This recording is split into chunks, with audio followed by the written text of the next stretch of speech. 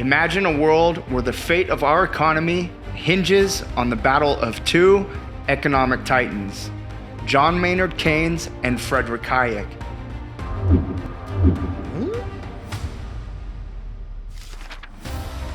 Today, we delve into the fascinating history of this intellectual struggle, exploring how modern monetary theory emerged victorious, forever shaping the course of America's economic landscape.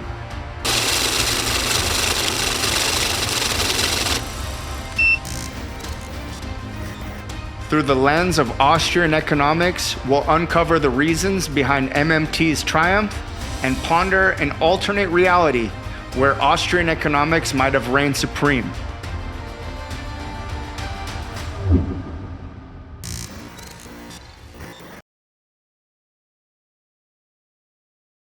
At the heart of this intellectual battle lie two opposing economic perspectives: Keynesian economics, championed by John Maynard Keynes, and Austrian economics, led by Friedrich Hayek. Both economists presented powerful arguments, but it was Keynes' ideas that ultimately took root in America's institutions. Keynesian economics, the foundation of modern monetary theory, promotes the idea that government intervention can stabilize economies during downturns. According to Keynes, fiscal and monetary policies can be used to manage aggregate demand, thus mitigating the impact of economic recessions. The process of printing money and artificially manipulating interest rates is intrinsically Keynesian. In this system of central planning, price discovery and market signals become contaminated and unreliable. In stark contrast, Austrian economics, as advocated by Friedrich Hayek, emphasizes the importance of free markets, minimal government intervention, and sound money principles. Austrian economics emphasizes embracing what the father of economics, Adam Smith, called the invisible hand of capitalism. The invisible hand represents the natural equilibrium that happens in free markets, devoid of monopoly power enforced by governments. Real and true free markets provide the participants a higher standard of living than any other system of trade. So why did modern monetary theory emerge as a dominant force in American economic thought?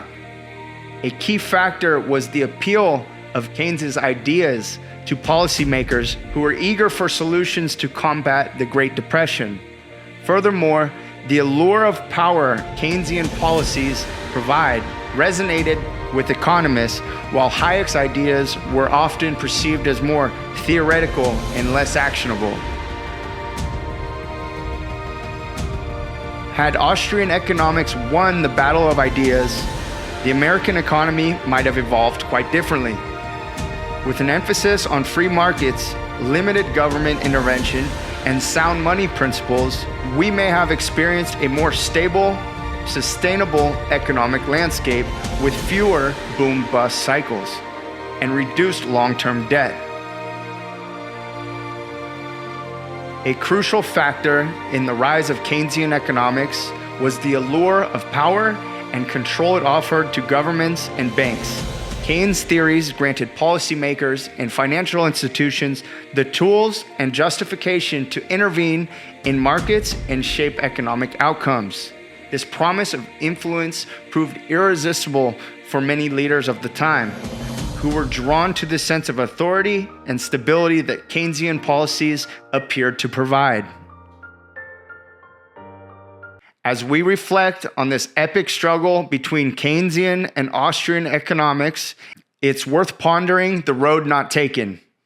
Understanding the reasons behind MMT's dominance sheds light on the forces that continue to shape our economic destiny and opens the door to a deeper appreciation of alternative perspectives, like Austrian economics.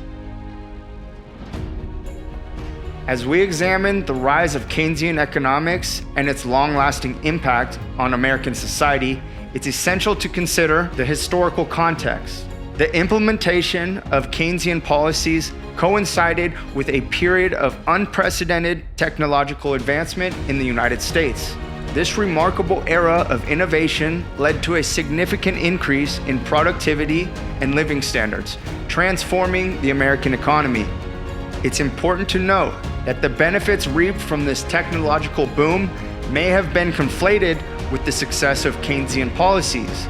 Governments and banks, emboldened by the apparent prosperity, embraced the power and control afforded by these policies, further entrenching their influence in economic affairs.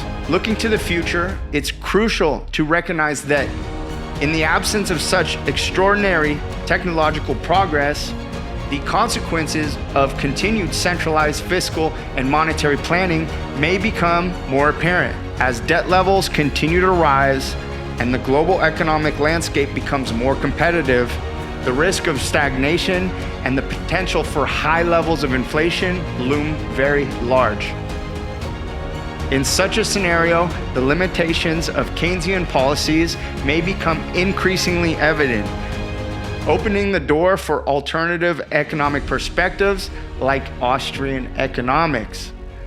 By emphasizing individual liberty, free markets, and sound money principles, the adoption of Austrian economics could provide a more sustainable and stable foundation for economic growth and development in our ever-changing world.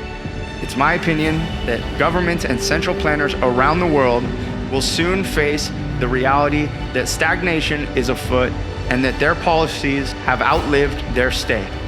I just want to thank you for watching this video. Please let me know what you think down in the comments below.